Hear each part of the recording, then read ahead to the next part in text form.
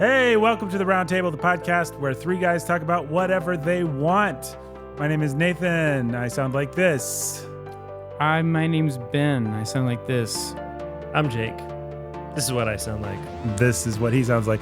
Hey, okay, so guys, let's talk about Augustine. That's what I want to talk about. When's the last time you guys actually read Augustine? It's been a couple of years since I've read Augustine, but I have referenced him a couple of times. I've referenced him a couple of times, actually, in my sermon series on Romans, I think. And I want to say, I was referencing him.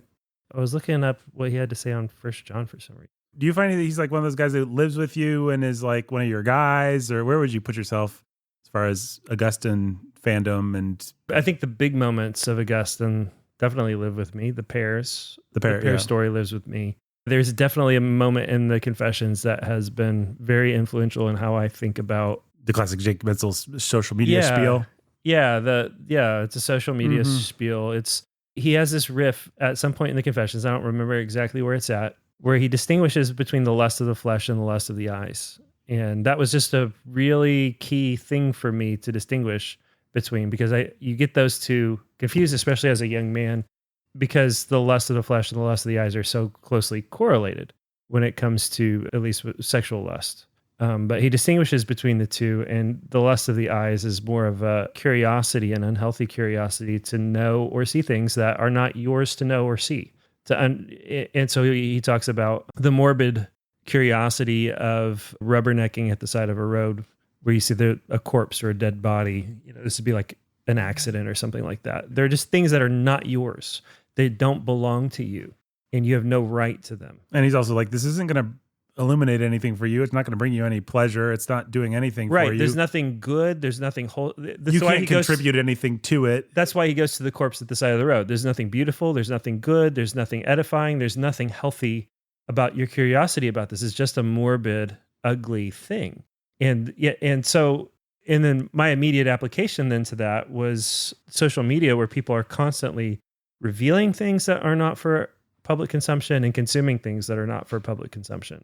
I don't need to know what my ex-girlfriend from 10 years ago ate for lunch today. Right. My ex-girlfriend from 10 years ago would be really bad. Right. Because I've been married for 17. Right. But I think that would to be clear, such a person does not exist. Such a person doesn't exist. Right. Yeah.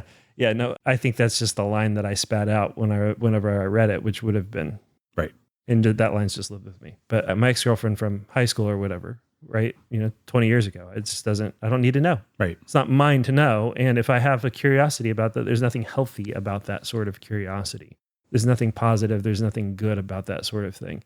And there's all kinds of things like that where we just want to know things that are not ours. And occult practices are appealing because of that sort of thing. Speculation about certain things, even in, certain degrees of speculation about like pre-Noah times and the pyramids and all that sort of stuff can fit into that sort of category where it's like, is this in any healthy, helpful way contributing to your ability to be a godly husband, father, wife, mother, son, daughter, member of society, church member, pastor, elder, deacon, anything like that? Is there any positive? And I'm not saying that there's not a place for curiosity. God made us curious people, and Augustine's not saying that either. But there are definitely things that are just not ours to know. Secret things, and there are many of them, belong to the Lord our God. And endless speculations and things like that are things that Scripture is constantly forbidding. And John Calvin's awesome about that sort of thing. He's like, man, there are places where you just need to shut your mouth and shut up and stop asking questions because they're distractions from what God's revealed and made plain. And I think even when it does come back around to sexual lusts, it can be helpful even there to make a categorical distinction between lust of the flesh and lust of the eyes. Because what Augustine, they do feed each other. But if you understand there's a categorical difference from wanting to see and experience things that are forbidden versus wanting the physical satiation of that experience, there is a line there. Right. And definitely they feed each other, and the one can very much and often does lead to the other. But understanding that distinction helps you find the root and deal with the root, because like anything in our lives, it's like discipline. Discipline is universal. It's across the board. It's not just like, oh man, I'm a very disciplined person in this one particular area of my life. Now, if you're undisciplined in one area of your life, there's a good chance that you're undisciplined in other areas of your life. And then, of course, that's not true. There are some people that are like, I will be disciplined over here so that I feel discipline and control so that I can have excess over there. But by and large, if we're trying to deal with our sin, we're going to have to deal with self-discipline or self-control in a really broad categorical way, or it's just going to be whack-a-mole. Does that make sense? Am I being too... No. I think that all makes sense. I actually think, just to tie it into a podcast from last week's podcast, I guess, that's the reason that I like the movie Zodiac, which should be very clear, although it only has about 5 minutes of serial killing scenes. They are very intense, so I don't want anybody to be like, I'm going to go see this movie. But it's about that. It's about the best movie I've seen on that topic. Like, why do we want to know? Now, the movie also, perhaps ironically, perhaps not ironically, gets most of its intrigue from the fact that we do want to know. But it's a movie that asks the question, like, what? It's not so much about we want to see justice done, or it's just like, we want to know. We want to know who the Zodiac killer was. The character played by Jake Gyllenhaal, this cartoonist, Robert Graysmith, like it becomes obsessive. He becomes obsessed with it. It derails his life. It ruins his marriage, all this stuff. And he just wants to know. He just wants to be satisfied. He just he has to know. And it's like, who cares ultimately? I mean, I'm sorry for the people that died. It's tragic that that people died, but also it's like people die every day. These things happen and God is sovereign over it. And there's nothing that should be particularly interesting about, would we suddenly understand something about evil if we actually knew who the Zodiac killer was? Like, no, not really. Right. Like, if we knew who Jack the Ripper was, then you wouldn't know who Jack the Ripper was. The only reason that he's still in the conversation is because we don't know. We don't know, and that's the only thing that makes him interesting. If somebody was like, "Well, it was the Earl of Wessex. We solved it," then we'd quickly forget. It would disappear. Right.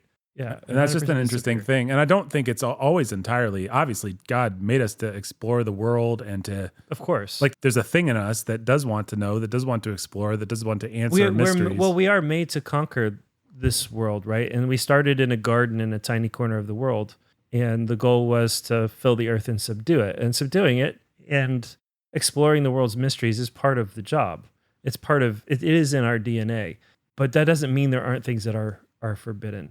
But I want to come back to that idea of just how these things are all interconnected, because people love to draw these lines. And the reason they do it is because there's always a place in their life where they want to be lazy. Mm-hmm. There's always a place in their life where they want to engage in excess.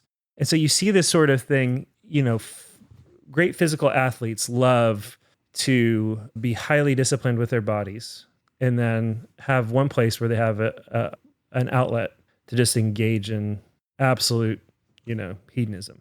I think there's an inverse sort of thing too with Christians who want to be ascetic and then engage in excessive behavior in other places in their lives. Mm-hmm. I just think it's important to understand that we are holistic, and our dealing with sin has to be holistic. Yeah.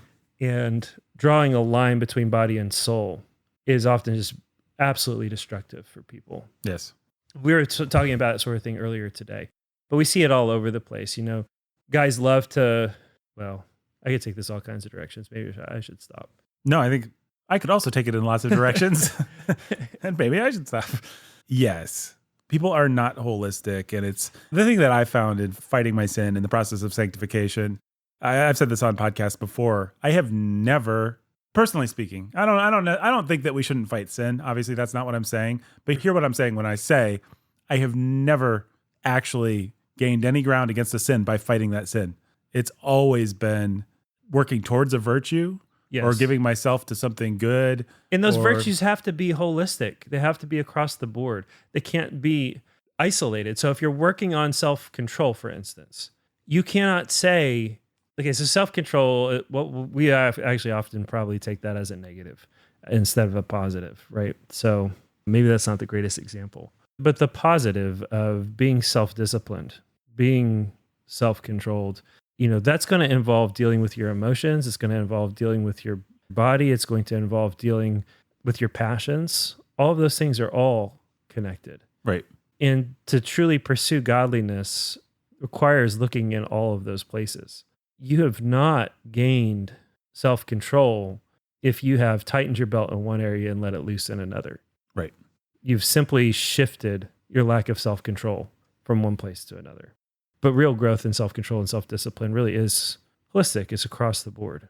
Yeah. I mean, I think an example from my life is the most helpful piece of advice I think I ever got in fighting my sin maybe was over 20 years ago now. I think I got, as a young man, I was having young man problems. I went to a pastor, asked him what I should do. I don't want to look at pornography anymore. He said, have you thought about volunteering to help out with our Wednesday night programs? And that really actually completely changed my life. I don't think I'm exaggerating at all. And before that, I'd gotten so much advice to use porn blockers and do this and do that. And all that stuff can be helpful, whatever. Not saying it isn't. But his point was, have you tried being a Christian? Have you tried giving yourself to the church? Have you tried orienting your Jesus? life to loving and serving other people instead of yourself? Because isn't that part of what's at the root? Right. Because everything that you're doing is just trying to pull up weeds in this one little area. Meanwhile, there's a whole garden.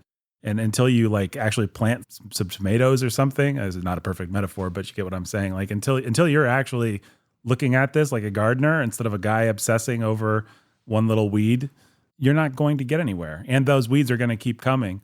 And it really totally changed my life. Slowly but surely. It's not like I walked out of the office and was perfect after that. But it was like, oh, I am called to look at these things holistically. And it was so helpful. Ben, your thoughts? Yep. You agree? I agree. Your thoughts on, so I started this whole podcast by saying Augustine. What's your relationship with Augustine? I like him. I call him Augustine. That's how much I like him. We're on I used to call terms. him Augustine before college, and then they just beat it out of me. I prefer to call him Augustine. I like Augustine better, but I feel like I have to call him Augustine. If someone tried to beat it out of me in college, I missed it. There's an old Switchfoot song. I know. I was just thinking of that song. And it always goes through my head. Augustine was a fighter. No, that's not how it goes. Yeah, something like that. Da da da da da da da. Da da da da da da. Da da da. What? No, that's not it. That's not Switchfoot. Oh no, it is. It's a different Switchfoot. I added the. Never mind. I added the wrong name to a different Switchfoot song, and I do know the one that you mean, though. Yeah. Yep. Well, okay. Could be I'm wrong, listener. You decide. With your expertise in ancient languages. Do your own Switchfoot research. And I was the pairs. Mm-hmm. The pairs and original sin have been a touch point for me ever since I learned that, whenever that was. It's just something you can go to in a conversation. If you're going to talk about the gospel with someone who doesn't know the Lord, you can talk about the pairs as a way of explaining. And everybody has those moments in their own lives that they can look back on. It's like, that's why the pair thing hits home so well. And he just sits there and explores it, And if you don't know it, you probably know it. But if you don't know it, the story is he and his buddies, when they were kids, went out and stole pears from a neighbor's orchard. And they didn't even eat them. Or maybe they ate some of them, but they threw them away. Mm-hmm. But they didn't get them for food. They didn't get them for food. They didn't need them. They each had their own orchards, actually. And some of their orchards were better than this orchard. So it's like, it wasn't like they didn't need the food. They didn't need the pears. They didn't like the pears. The pears were not exceptional. They were not better than any other pears. They didn't sell them. They ended up throwing a bunch of them away. And so why did they do it? And he goes through all the possible reasons. He's like, it wasn't for this. It wasn't for that. It wasn't for this. It wasn't for that. The only thing I can figure, it was just for the pleasure of doing evil, of doing harm to somebody, of stealing, the thrill of doing evil. And then he's like, what's up with that? Where does that come from? Just the pleasure and thrill of doing evil, of doing harm. And then he, launches into an exploration of original sin. And yeah, it's such a great little handle. And there's a reason why it's famous, because it's such a universal experience, I think, where you just look back and you say, man, I have caused harm even to people that I love for reasons that are beyond me, except for I must have simply wanted to do evil. I must have wanted the thrill or the pleasure of doing evil and harm. And now I regret it because I hurt somebody I love. Why did I do that thing? Why? There's nothing in my own interest, truly, or my own true pleasure involved in this at all. It's just, I wanted to be evil. I wanted to do harm. I wanted to do something bad. I wanted to experience that, or I wanted the thrill of it, or whatever it is. Like, I just did evil for evil's sake. What is wrong with me? And the minute you can corner somebody on that is the minute you can have a serious conversation about your conscience and about sin and about what God actually says about that. Yeah, it's really helpful. Yeah, it's very helpful. I mean, I think it is one of those things that seems so simple, but man, if you could give that to our culture, because nobody believes in evil. I mean, you watch our movies now, you watch our pop culture, and it's like we live in the era of the three-dimensional villain, which is fine. I love three-dimensional villains, but we've kind of lost our Emperor Palpatines, and we just have Darth Vaders now. You know, we just have complicated villains. Yeah, Thanos, or it's like they've got a reason. From his point of view, they're all just broken. Even like our most despicable sort of black-hearted serial killer type characters, always some brokenness or some hurt or some society did them wrong kind of thing. And there's very little in the way of, he's just a bad guy. He likes being bad. Yeah, actually, the last big pop culture, I guess Heath Ledger's Joker maybe was that. Yeah. And he was iconic for it. But I can't think of another character off the top of my head from recent sort of. I'm sure they exist. What we were just talking, Coen Brothers. What Sugar? Yeah, although even there, I might argue. I think yes, that's true. But both Shigur and the Joker have a philosophical principle that you could say is moral. Or right, they are moralists. They are both moralists, and they are both instruments of something higher. You know, they are instruments of fate or something like that. Fate and chance and the endless chaos and of probabilities. You could almost say they're both amoral more than they are. Like they both, to their minds at least, stand outside of morality. They're not just like, especially Sugar is not just like, yay, I like killing people. It's more just like people are cattle and I kill them when I want to. The Joker, he's a little bit more, I like being a bad guy. I like rubbing everybody's face in how bad everybody actually is when it gets down to it. I mean, the catchphrase of the movie is some men just want to see the world burn, and that's, you don't get much more, he's a bad guy than that. Yeah. And the whole premise is he's going to prove, we're going to finally come down to the showdown where he's going to prove that all Gotham's good citizens are going to eat each other alive. If it's us or them, it's always going to be them. Right. And Christopher Nolan's profound answer is that actually we're all golden-hearted inside. Right. Hey, it felt pretty nice. I like it sometimes when citizens are supporting their Batman or their Spider-Man.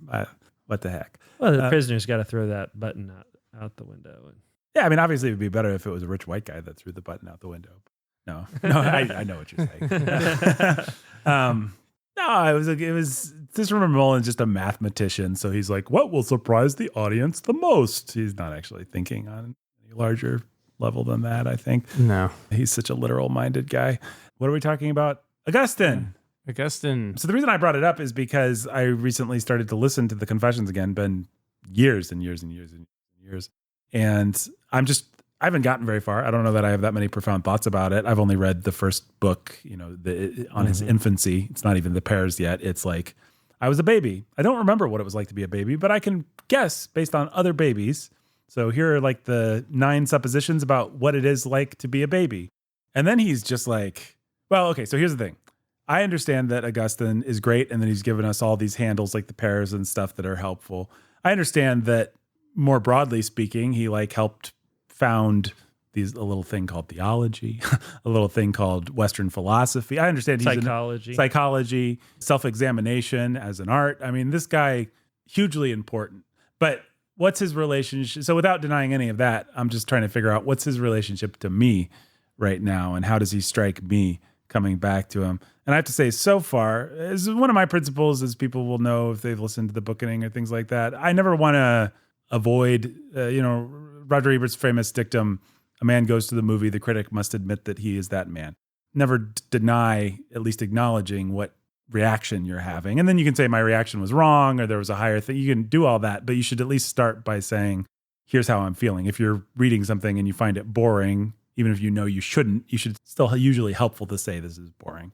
I mean, I even find it helpful when reading scripture to say, okay, I'm reading the book of Numbers. I find this boring, all these genealogies and stuff. What was God doing? Obviously, it's not boring. Obviously, I'm wrong. But let me start by acknowledging this, because if I can kind of have the conversation with myself, maybe I can get somewhere. Whereas if I pretend like I'm just fascinated by this, I'm not actually going to You're going to end up just lying to yourself, and then you're going to paper over it, and then you won't get any real benefit from it. Right. Yeah. I mean, I've been reading the book of Isaiah, and I was really excited to read the book of Isaiah, and I'm having trouble with it. It's sort of repetitive, and it's like he keeps kind of circling around the same things. And I'm like, why is he doing this? Why isn't it better structured? I like having to wrestle with that. And I actually think admitting that I'm feeling that way and wrestling with it is much better than not. So point being, I'm a great guy. But I'm having kind of a similar difficulty with Augustine, or I did reading this first book, where I'm just like, what a sourpuss. Like, he's just like, of course, babies are the worst. They're always grasping, they make their little cries. He's just like going on and on and on, wanting to nail down the fact that a little baby is a sinner, and that when he was a little baby, he was a sinner. And as soon as he got language, he was a sinner. And as soon as his schoolmasters started drilling things into him, it was all for the purposes of sin. And of course, he's already anti-entertainment, anti-novel, anti-play, anti-Homeric or narrative, or I think he took a shot at Virgil. He's just like, everything that they were teaching me about reading and writing, it was so that I could pursue ungodly things. They were teaching it to me in an ungodly way. And in order to hold my interest, they were using these stories, which were all about horrible people doing horrible things. And it's just all garbage here, garbage there, garbage in the other place. And I just find myself having this reaction like, I don't know. Yeah, sure. Ovid is terrible. Like, yeah, all the Greek and Roman stuff that he's talking about is debauched. I don't deny that.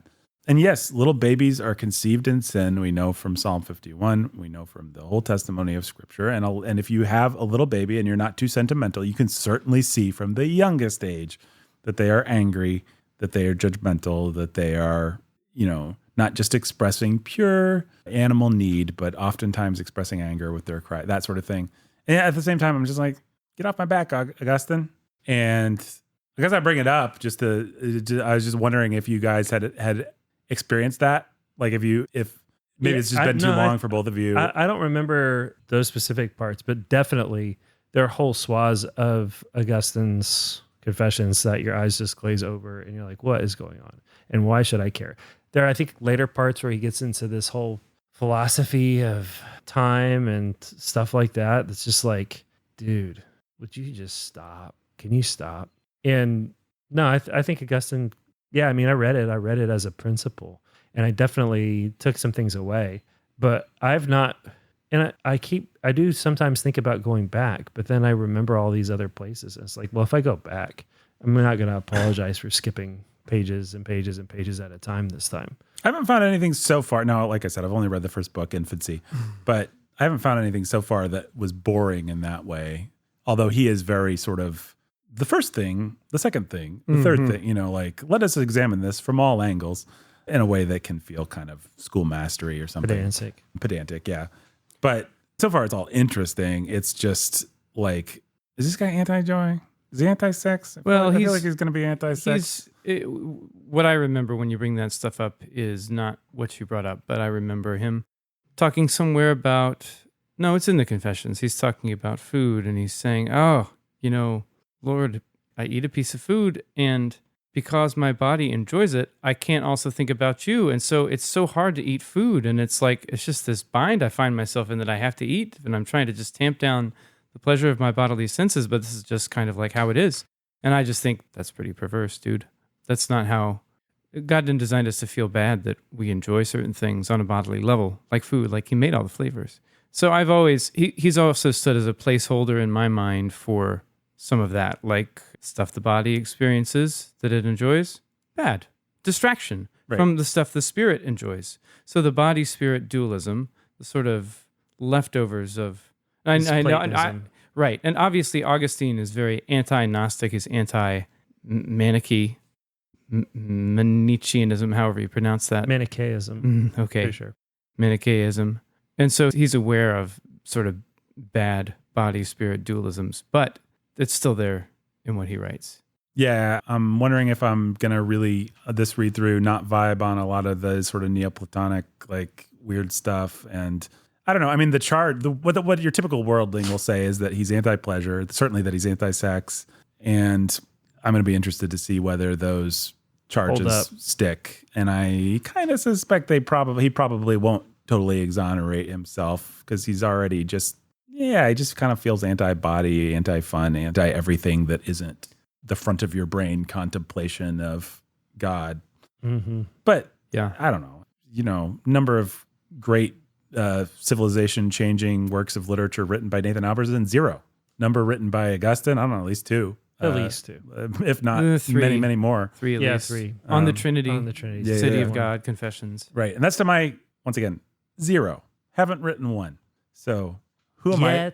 Yet. I mean, yeah, we'll see. I mean, maybe by the time all is said and done, I'll be in a perfect position to judge Augustine. But maybe I'll check in later on this podcast if it's interesting. But I just, the reason I picked it up actually was from reading Proust. And I'm just like, if I'm going to read this gay pagan examining the most minute details of his own life and his own psyche, it might be good to go back to the actual guy, one of the giants, the guy that invented the genre and did it better before anybody, Mr.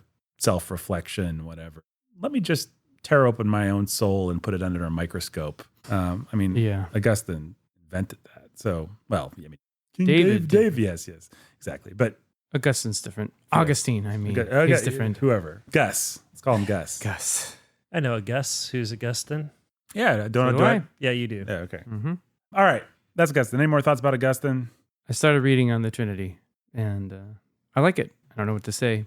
You have to have patience for very long sections that are, they're just very closely argued sections about who was the angel of the Lord. But when I say long, I mean long and detailed. Oh, maybe I'll give you an example someday. But I like it. I like it because Augustine is going to reason about, he's just going to very closely rub your face in the fact that the 3 are one. Father, Son, and Spirit are one. And that what one does, all do in some sense, even though in the economy of salvation, the Father and the Son and the Spirit have different roles to play. So he's gonna go through a Bible passage where we tend to separate and assign, well, this must be talking only about the Father. He's going to be like, that doesn't make sense for 4 reasons. This is talking about the whole Trinity. And he's going to be really helpful. He's going to give you handles, he's going to give you tools, and you have to read long sections that you don't care about maybe. So but once again, I'm checking my spreadsheet here. A number of great works on the Trinity written by Benjamin Sulzer. Let's see. Oh, 0. What's this? Number written by Augustine. 1? Maybe more. Probably more. There's got to at least be a letter or something where he's like, "Dear Bishop, whoever," and then he does something brilliant. Has either one of you guys read City of God? Speaking of boring things? No. I shouldn't say speaking of boring things. Speaking of things that are famously dense and difficult to get through, but none of us have actually read it. So no, but the thing from that, the posse non peccare of it all, that the grid. Oh, help me out here. Words are failing me. I had too much bread at lunch or something. Framework? Yeah, the framework. The paradigm. The paradigm. It's helpful. Adam was created able not to sin. He fell and was not able not to sin. In Christ, but I already got it wrong. Adam was created able to sin. In Christ, he fell. He was not able not to sin. In Christ, we're able not to sin. And then in glorification, we'll be not able to sin. Right. There you go. I mean, I guess the other thing that's kind of interesting about going back to Augustine after all these years is that one guy that I do read a lot, put on airs and act like I read him all the time, but John Calvin's kind of one of my guys. And Augustine is John Calvin's guy. Now, I mean, who else would be John Calvin's guy? But he's just always like, Augustine says this, and obviously that's right, but we could perfect it maybe a little bit this way, or something like that. And then he'll say, this other bozo the clown says all this crap over here, and then Chumphead says this, but Augustine, that's pretty much every page of the Institute is going to have something like that. So you're like, obviously he's my boy's boy, so he must be good, but And he is. He just comes with a lot of stuff that's not as good. Yeah, I mean, maybe some of it's just putting yourself in the world of the Greco-Roman sort of, world that he lived in. In his own psychoses. Yeah, in his own neuroses, I dare say. Okay, I just because I find it amusing, I will also talk about Kindergarten Cop. I want to talk about Augustine's Confessions, and I want to talk about Kindergarten Cop. Two great works of Western civilization. art. Yeah. So my wife and I watched Kindergarten Cop the other day, Arnold Schwarzenegger vehicle from, I believe, 1990, where Arnold Schwarzenegger has to go undercover. He's a cop, you see, and he has to go undercover and pretend to be a kindergarten teacher. And then lots of humorous shenanigans ensue. And the kids are cute, and Arnie is overwhelmed by them. And, also there's a bad guy, and he shoots him or something like that. Spoilers. Yeah, either of you guys ever seen the masterpiece, kind of the Augustine's Confessions of cinema, Kindergarten Cop? Yep. Nope. Multiple times as a kid. So my wife grew up with it. She remembered it quite fondly. She wanted to watch it. I was like, you know what? I would never want to watch that, but I've got nostalgia for things that feel like they were made in the 80s or Arnold Schwarzenegger. And it's like watching Temple of Doom. It might not be a great movie, but it's just nice to see Harrison Ford the same age as all those other movies. So we watched Kindergarten Cop, and boy, did it make me nostalgic for when Hollywood made movies. It's got like 3 acts. There's like an act 1 and an act 2 and an act 3 and a character arc for John Kindergarten, whatever the guy's name is, where he doesn't know how to be a kindergarten teacher, and then he becomes a great kindergarten teacher, and he falls in love with the town, and then the town accepts it. It's like all this stuff, and you kind of know it's going to happen. But you're just like, man, remember when movies had great photography with like colors and shadows and 3 dimensions in the way that it's in the cinematography. Remember when we had like heroes and villains and they were pretty clearly delineated. Remember when kids were cute but also needed discipline. Remember when like there would be a love story and there'd be a man who was kind of mannish and a woman who was kind of womanish, and then they'd fall for each other. Like, you remember when Hollywood and remember when like there'd be a score that would be like classical music, and it would be telling you how to feel kind of and making you feel emotions and stuff like that. And it would use like motifs for the different characters and situations. So you could be like, oh, there's the bad guy with his bad guy music. They just did all that stuff. And I'm just sitting there like, we didn't know how good we had it, because this is like our throwaway crap. Yeah, this is crap, but man, I'm really enjoying this. And I know some of it's just like, I'm starving. And so, I found a discarded half of a taco in an alleyway and I'm eating it, and it tastes like a full meal because I just haven't eaten anything for a while. But I had such a good time with Kindergarten Cop.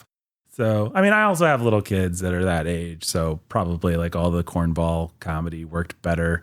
I also just think Arnold Schwarzenegger is an amazingly appealing presence on screen. He's such a charismatic guy, and we just don't have movie stars like that anymore. We have like, I guess Tom Cruise is the closest thing we have, but I guess Robert Downey Jr. was this way in the Marvel movies maybe, but he's not a good actor, but he has such a relationship with the camera and with the audience where you know who he is, you know how he's going to respond. He's got a persona.